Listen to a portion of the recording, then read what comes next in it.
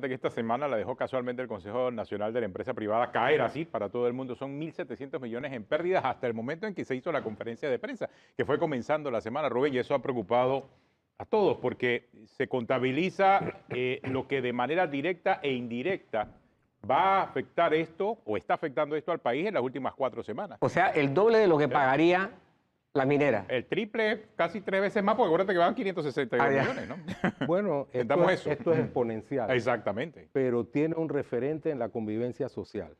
Es decir, si nosotros seguimos por este camino de destrucción, vamos a afectar la posibilidad de generar empleo y vamos a afectar a los empleos que existen en este momento, que no es el objetivo de ningún buen ciudadano.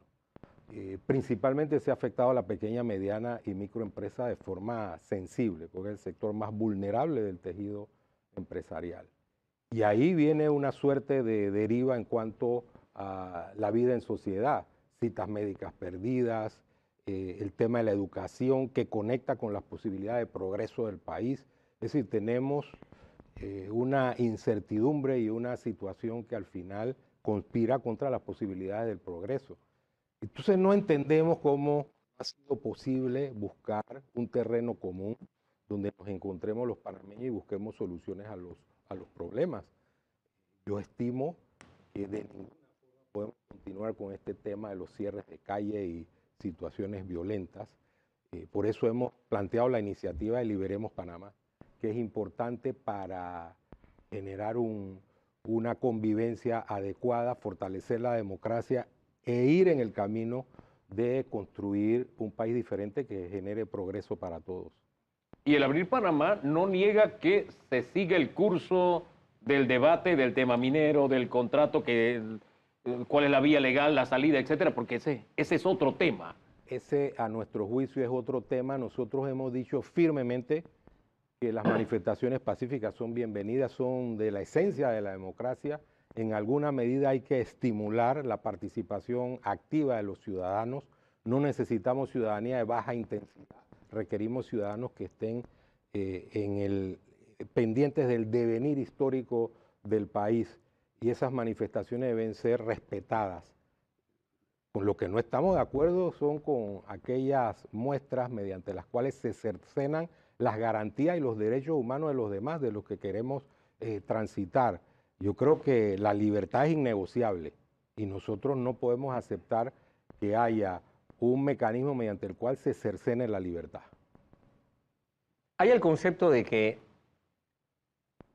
el mundo empresarial es poderoso, ¿no? Y evidentemente pues la parte económica es una esfera de poder. Pero como es poderoso, para algún sector que así lo piensa, puede aguantar y aguantar y aguantar porque hay recursos. ¿Cuál es la situación ahorita mismo en tensión? Porque usted habló pequeña, mediana, gran empresa. Hace poco teníamos aquí a alguien de la microempresa y la argumentación que nos presentó estaba llena de lógica. Hay comunidad de criterio con la microempresa, con la gente que tiene una fonda versus la gente que tiene una empresa de 500, 1.000 o 2.000 empleados o más. Aquí ha venido una onda expansiva desde el momento en que se dio la pandemia. Esa es una realidad. Y eso ha afectado principalmente al sector más vulnerable del tejido empresarial, la micro, pequeña y mediana empresa, pero también ha afectado a la empresa privada en su conjunto. Y la empresa privada los modelos de negocio, conectarnos con una nueva realidad, la realidad del futuro, que es la de la innovación y la tecnología. Si nosotros fracturamos a la estructura de la empresa privada, le estamos causando un daño a la sociedad. La empresa privada quiere trabajar. Hay una afectación sensible en las cadenas de distribución, destrucción de propiedad pública y privada. Toda esa situación, ese panorama está provocando la desconfianza en el país. Entonces, ¿qué queremos? Que no se atraigan inversiones extranjeras, que no exista el estímulo para apostar por Panamá, un país que tiene muchas potencialidades. Y ese detalle es importante. El país, no el gobierno, es al país que se está afectando, porque a veces cuando se mide el tema de las protestas y demás, es que dice que el gobierno, sí, pero es que no se está afectando al gobierno.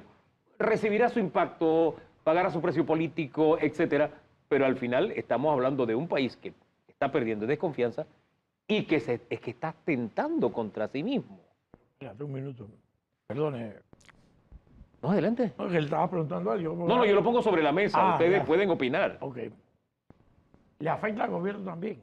Si la empresa no produce ganancias, ¿cómo se pagan impuestos? ¿De qué vive el gobierno? De los impuestos. De la deuda.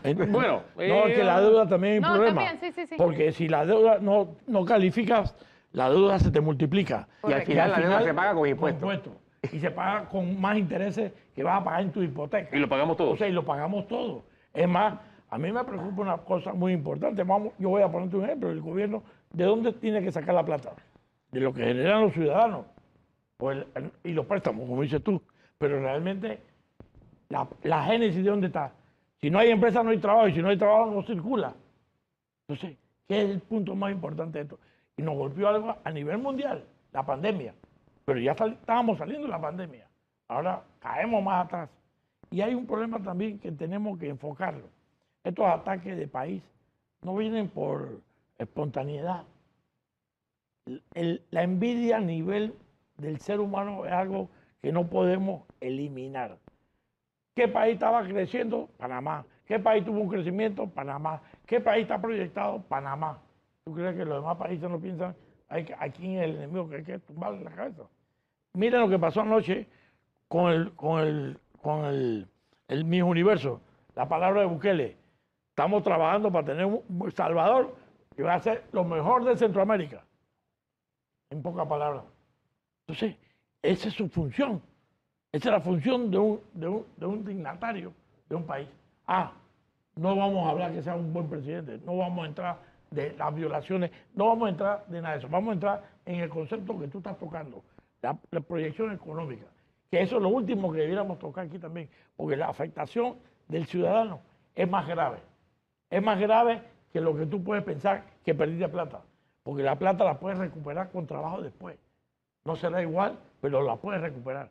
Pero la salud, ¿cómo tú me vas a decir a mí que una persona que está en un tratamiento de cáncer, que necesita tener quimioterapia programada en ciertos momentos, o diálisis, y ese día no va y no va la otra semana, ese tratamiento se rompió? Esa persona, su vida está en riesgo. Entonces, eso no tiene valor. ¿Qué valor le ponemos a eso? Eso no vamos a hablar de plata ni de 1.700 millones, porque también no estamos contemplando todas las exportaciones que se han perdido, esos contratos, que no volverlos a recuperar, las exportaciones que tenemos en el país. Entonces, el problema es más grave, no veamos la mosquita, veamos todo Cerro Patacón en esto, porque ese es el problema más grave que tenemos en esta situación. No, y para agregar allá lo que dice Gaby, o sea, el tejido empresarial panameño está sustentado entre la micro y pequeña empresa. No es la gran empresa. Entonces, ese trabajador de día a día, esa empresa que tiene 2 y 3 colaboradores, ese es el que hoy no puede salir a vender y a generar ingresos. Y que va a tener que ajustarse y adaptarse o morir si esta situación no se resuelve lo antes posible. Entonces, cuando se habla del empresario, sí, hay empresas grandes, pero aquí el tejido empresarial, más del 80% de la empresa que tiene Panamá es micro y pequeña empresa. Usted dice, mientras no se resuelva esta situación. ¿Cuál situación? ¿La del contrato minero o la del bloqueo? El cierre de calles unilateral que tiene un grupo. Sí. Aquí No, hay varios grupos, en verdad. Pero vamos no a enfocar en los grupos, vamos a enfocar en la génesis de por qué. El hastío y el contrato provocó esta situación. ¿Estamos claros? Sí, el detonante. Entonces, tenemos que pensar que eso no debe ser lo importante ahora mismo. Lo importante es volver a la normalidad y seguir viendo cómo se resuelven los dos problemas. Porque ahí es donde está la situación. Pero este es el único país, en el bloque anterior soltaste una expresión que me gustó.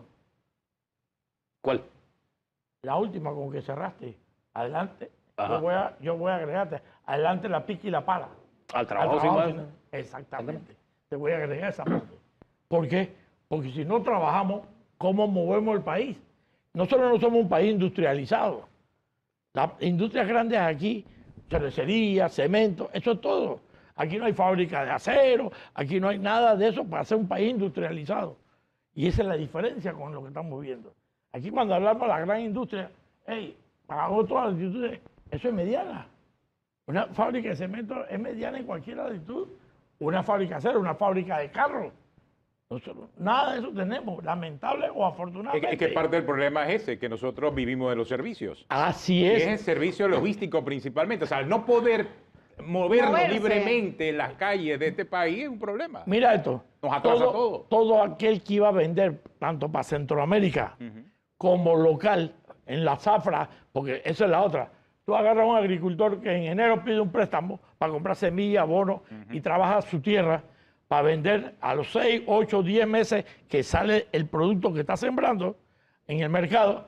Que entonces, ¿qué mes? Que octubre. Noviembre, diciembre. Y estos meses me la tengo que botar. Comida. Cuando no haya comida, no es No, para... pero usted está viendo la zafra agrícola, pero también está la zafra del resto de las empresas que aprovechan los meses de octubre, noviembre y diciembre. El no. turismo, el comercio. El comercio. Oye, no me dejaste terminar, pero los puertos están pagando almacenaje de contenedores que tenían que entrar al país. ¿Para qué? Para la zafra de noviembre y diciembre. Yo te estoy hablando de todos lados porque la interna y la externa. Y eso es lo que tenemos que evaluar. Entonces, si no queremos ver eso, y tú como economista sabes muy bien que qué va a pasar en marzo, qué declaración de renta va a haber, y de marzo a mayo, ¿qué país vamos a tener? Y no estamos viendo la competencia que tiene también esta ruta logística hacia Centroamérica, porque no es que estamos solos. Aquí hay una Costa Rica que compite con un canal seco, un El Salvador que quiere hacerlo, un Honduras que quiere hacerlo, o sea, todos quieren Colombia lo está ocupar. haciendo, Colombia, México o sea, también. Oye, cuidado, cuidado. ¿Cuál es el único recurso importante que tenemos aquí? De que nos costó vida, sangre y dolor. El canal. Lo tenemos y no vamos a poder utilizarlo para adelante. Porque el niño no depende de los panameños. Ahí ciérrame las nubes de otro lado y que venga a caer el agua aquí. No hemos tomado las medidas para tener el agua necesaria. Entonces tú de 30, 40 barcos por día vas a quedar en 14. ¿Tú crees que el gobierno va a recibir los 1.600, los 1.800 millones? Entonces, de ahí, ¿eso qué se usa? Para lo que son los subsidios. No va a haber subsidios. Ese es otro golpe. Estamos viendo, a mí lo que me llama la atención es que tú ves el ciclón que te viene encima y tú no buscas resguardo. Oye, ahí viene un tsunami, como hace muchos años atrás dijeron que en Panamá iba a llegar un tsunami y todo el mundo se fue a la avenida Balboa a esperarlo. Bueno, pues esas son las situaciones que aquí en este país se dan. ¿Por qué el gobierno no está actuando? ¿Por falta de capacidad? ¿Por miedo político? ¿O por qué? Mira, ya tú estás mencionando, te faltó una nada más. ¿Cuál? Miedo. Ya te faltó. Ya tú mencionaste 2 de 3. No, pero la pregunta es cuál. Bueno, puede Ya, ser. eran las 2 y una más Bueno, metió. puede ser que estén contribuyendo con su silencio. Entonces, uno no lo entiende. ¿En qué lo...? Uno no lo entiende. La empresa privada se siente convocada por el gobierno ante esta situación. Nosotros hemos acudido en un par de ocasiones a hablar con funcionarios del gobierno y con el presidente de la República. Nosotros le hemos hecho ver nuestro punto de vista. Primero, un gobierno que debe estar presente, el Ministerio de Seguridad debe ser mucho más comunicativo. Aparentemente han tomado la idea de que no deben presentarse a comunicar lo que está pasando en el país. Entonces nosotros sentimos que esa comunicación que podemos tener, que no es constante, pero que podemos tener, no está rindiendo el fruto necesario para hacer valer el tema de la presencia de la autoridad. O sea, un Estado debe mandar un mensaje de autoridad. ¿Hay condiciones para tener algún acuerdo mínimo? La iglesia está diciendo, el acuerdo no es para mañana, el acuerdo es para ya, se necesita un acuerdo ya, pero dice la iglesia, se necesita un convocante. Y el convocante tiene que ser el gobierno. Y el dicho. convocante tiene que ser el gobierno. Si el gobierno dijese a este mediodía, señores, vamos, el sector productivo está en disposición y capacidad de decir, Siempre, cuenten conmigo. de Por aquí supuesto. para allá, Sí. de este lugar, nos iríamos a De una conversar vez. por Si el te país. llaman ahora, nos lo dicen y nos vamos de una vez. Porque este problema hay que conversarlo, hay que resolverlo. Este problema no se puede dejar que todo el mundo crea, no, a creer a la iglesia. Aquí tenemos que ver la realidad. Entonces, por eso te digo, ¿quién ha dicho que no estamos dispuestos a conversar? Nosotros no estamos radicalizados, al contrario. Al contrario, el presidente lo acaba de decir. Las manifestaciones, oye, todo el mundo tiene derecho a manifestarse.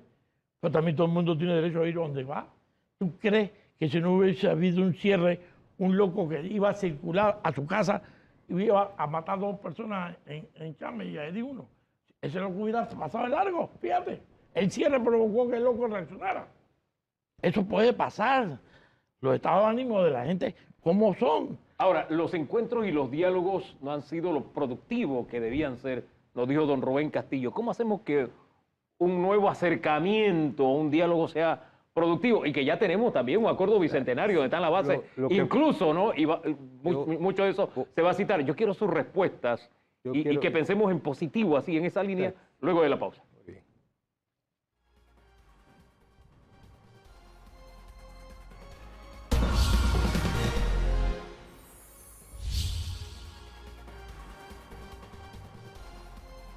Avanza la mañana, nos encontramos ya cerca del mediodía. Recuerde que este programa es en vivo, es en directo. La circunstancia histórica que estamos viviendo nos ha obligado a hacerlo y merece la pena, porque este desfile de diversos pensamientos, diversas ópticas del país, es el ejercicio que necesitamos.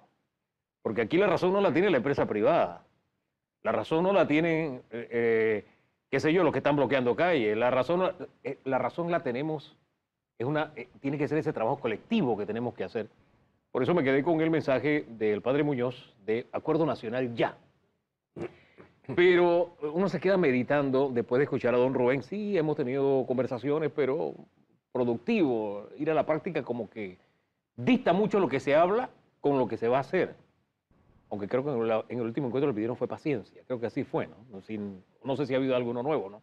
Pero ¿cómo hacemos para que estos encuentros, estas concertaciones o estos llamados sean productivos, rindan los frutos que necesita el país en este momento?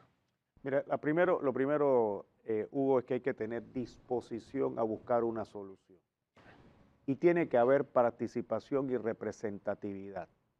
No como fue en julio del año pasado, donde al menos al sector empresarial se le excluyó de las mesas de discusión. Por eso tiene que haber una participación y una credibilidad dentro de el diálogo que se vaya a hacer y la búsqueda de una solución que en este momento es la apertura de calles y que liberemos Panamá.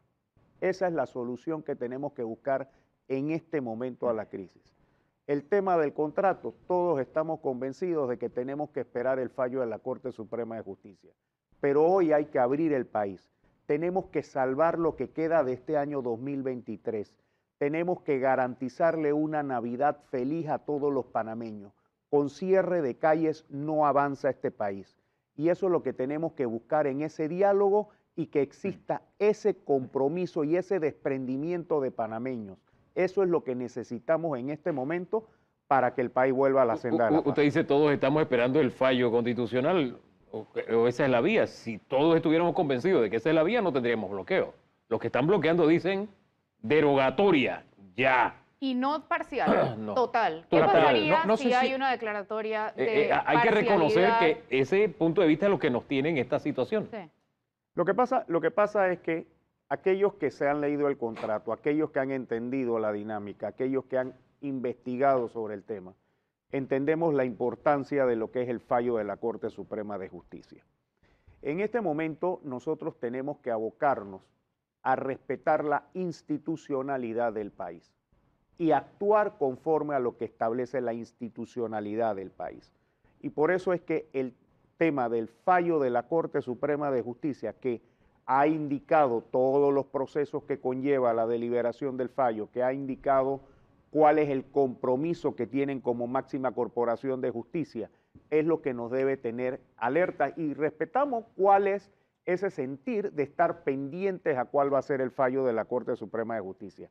Pero nosotros tenemos sobre todo hoy que buscar la manera de abrir las calles, de darle seguridad a la población panameña y la garantía de que puede transitar libremente por las calles Pero de Panamá. más allá del fallo, ¿piensan ustedes que esto pudiese pasar de lo coyuntural a lo estructural, dado la proximidad de las elecciones? Porque ahora mismo tenemos un mes de inestabilidad, pero es que de aquí a las elecciones faltan 6 meses O más. sea, tu pregunta es si esto se puede extender independientemente del resultado del contrato Claro. minero hasta las elecciones. No, porque hoy es el contrato minero, pueden aparecer muchos otros temas de aquí a las elecciones. Y ese es un tema que nosotros estamos viendo que por lo menos con este tema. Hoy he sabido pues el pronunciamiento de un líder de los pueblos originarios. Que mantengo las vías cerradas hasta que se cierre la mina. Y después va a venir, y van a venir, y van a venir. Y yo creo que nosotros tenemos que poner un alto a esto, porque el país, el deterioro que está teniendo, producto de los cierres de calles, no lo permite sostener. Y ahí es donde tenemos que tener voluntad. Y sí, buscar la manera de que las autoridades, en concordancia con la ley y la Constitución, también le garanticen el derecho a todos los panameños al libre tránsito. Hay que buscar esa manera y tenemos que buscar conciencia, porque el país se está afectando significativamente. Hay dos cosas allí que me preocupan cuando se habla, por ejemplo, de cierre. Cierre total, cierre ya. Que eso no es así. Eso demoraría años, Eso es de un hecho. proceso, eso toma años. Materialmente Pero no hay imposible. quien se acerque precisamente a quienes tienen ese criterio para explicarles y ayudarlos a entender que no es, me fui, apagué la luz y cerré la puerta. No es así. Hay dos cosas básicas que hay A que ver. puntualizar. Se ha creado un ambiente que dice el 24 va a haber un fallo de la Corte. No, el 24 van a sentarse ese es a importante. abordar Eso, ese tema eso es importante. exclusivamente. Pero hay una idea Por supuesto. errónea Eso es bueno que quede que, claro. que el aquí. 24 todos vamos a estar a las 12 de la noche Con el resultado. esperando el resultado de la Corte Suprema. De como- hecho, eso es un viernes y ellos pueden sesionar viernes, sábado, Ay, domingo, domingo, lunes. Lo que sí. pasa, lo que significa esa sesión es que solamente se va a abordar ese tema hasta que se esclarezca. Y ojo, y te- ese Solo ese debate, tema, pero ese tema puede durar varios y ojo, días. ese debate, ese análisis, y los abogados que pueden estar aquí presentes lo pueden abordar mejor que yo, no solo tiene que ver con la demanda de inconstitucionalidad, sino con los alegatos que se hayan presentado. Todos tienen que analizarlo. que son diversos. Exacto. Y al final puede haber distintas circunstancias en esas reuniones que van a sostener los magistrados de la Corte, entendiendo que debe haber imparcialidad, equilibrio, que debe ajustarse a la ley y a la Constitución, porque eso es lo que le pedimos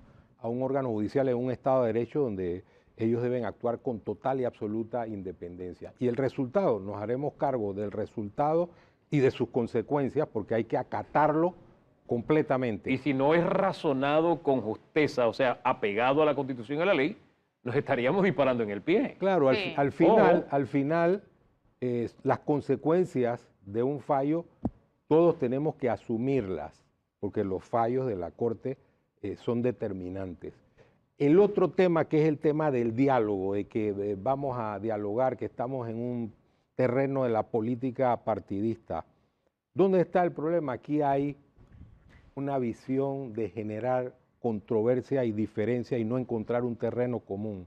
Aquí se atacan a periodistas, se ataca al sector privado, se ataca a todos aquellos que tengamos un pensamiento diferente, cuando eso es obvio en la democracia, que tengamos visiones diferentes, pero tenemos un patrón de convivencia que es lo que garantiza la estabilidad de la democracia.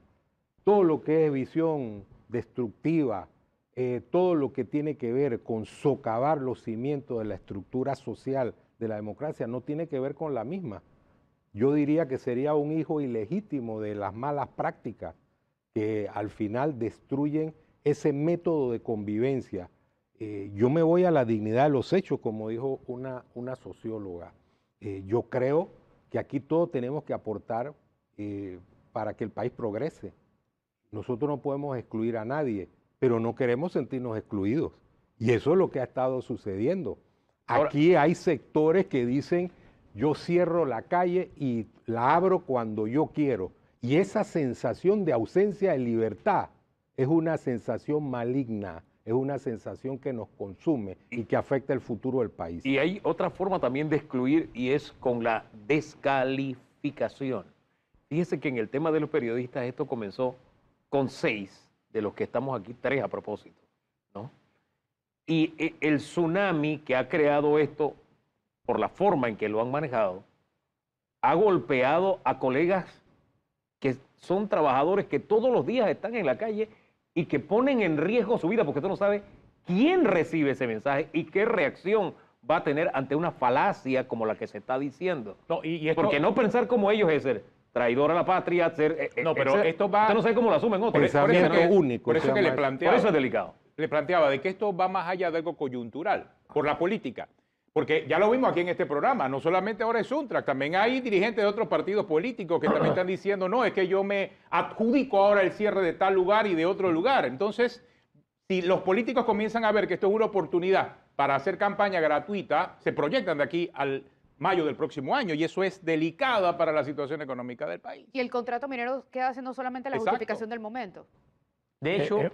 perdón, No, dale. de hecho, a criterio mío, el estallido minero es uno de los diversos asuntos que gravitan en el huracán político que ahora es el escenario de verdadero debate. ¿Comparten ustedes esa visión? Totalmente yo, por lo menos yo lo comparto totalmente. ¿Por qué? Porque es el motivo para tratar de ganar eso que pienso yo que son los votos que me van a dar.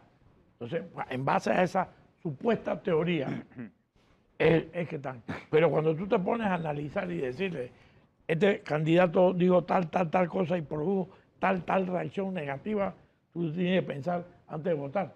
Pero eso es parte de la campaña. A partir de enero en adelante vamos a estar viendo situaciones de esa índole a tutiplén. Pero eso pasa siempre 6 meses antes de las elecciones. Siempre, y la inestabilidad económica va en relación directa a ese periodo. Los primeros 6 meses hasta que el nuevo presidente toma posesión, entonces comienza otra vez el crecimiento del país. Siempre se ha dado. Ahora lo hemos acelerado y ahondado. Bueno, Exacto. esta y muchas personas coinciden en que esta es la campaña de la izquierda, de Maribel Gordón. La pregunta es, si hoy fueran las elecciones, ¿ellos les iría mejor o peor que hace un mes? Yo le pido a Dios que le vaya peor, pero el punto no está ahí. El punto es, tú lo estás diciendo, ¿por qué se dio eso? Después de la famosa reunión del julio del año pasado, que todos los medios transmitían 24/7 todo lo que pasaba en la bendita mesa, donde no nos permitieron participar a nosotros. Fíjate, ahí está lo que sucedió. Llenó la cuota y hoy día es candidata a la presidencia. Y eso no es problema. Porque eso es histórico, ella empezó a recoger firmas justamente después de la Por protesta de julio del Porque 2022. tuvo la publicidad, lo que le dijo los medios, la publicidad. Si eso, Y tal luego como está duplicó diciendo. la cantidad de firmas después de que Lula subiera al poder. Bueno, Son los números. bueno, De hecho, los tengo por Y aquí. coincidencias. con realidad, coincidencia. no sabemos. Entonces, ve el punto. Entonces, eso es exactamente lo que tú estás planteando. Nosotros tenemos que ver el asunto fríamente. Aquí está, promedio de firmas semanal después de Lula, 4.413. Antes de Lula, 2.584. Diciembre, ella cerró con 6.025 firmas. Enero, 11.960. Bueno, no, Coincidencias son coincidencias. o realidades. Entonces, Sí, ¿qué trajo como consecuencia esto? La radicalización. Y tú haces una pregunta, nosotros, cuando comenzó este problema, tratamos de acercarnos a todos estos dirigentes que estaban haciendo las convocatorias para conversar. Y nos decían, no tenemos nada que conversar con ustedes. Ya, Bueno, con- esa sigue siendo la posición de muchos, pero Bueno, pero entonces, ¿qué podemos hacer para ahondar en lo que tú estás diciendo? bueno, hay que seguir intentando. Ah, pues eso no Ahora, hemos parado. Sí, no, y para eso hay gobierno, y el gobierno tiene mecanismos para hacerlo, ¿no? Bueno, ya está. Pero voy más allá, mire, yo quisiera ir aparte de la historia panameña, porque aquí se vivió una situación bastante similar durante la administración de don Martín Torrijos. Hubo un grupo llamado Frenadeso, etcétera, que llegaron a tener 80% de popularidad, y aquí los quiero ayudar a ellos. Ese 80%, ¿cómo se cayó? Por mantener una posición extrema en contra del país.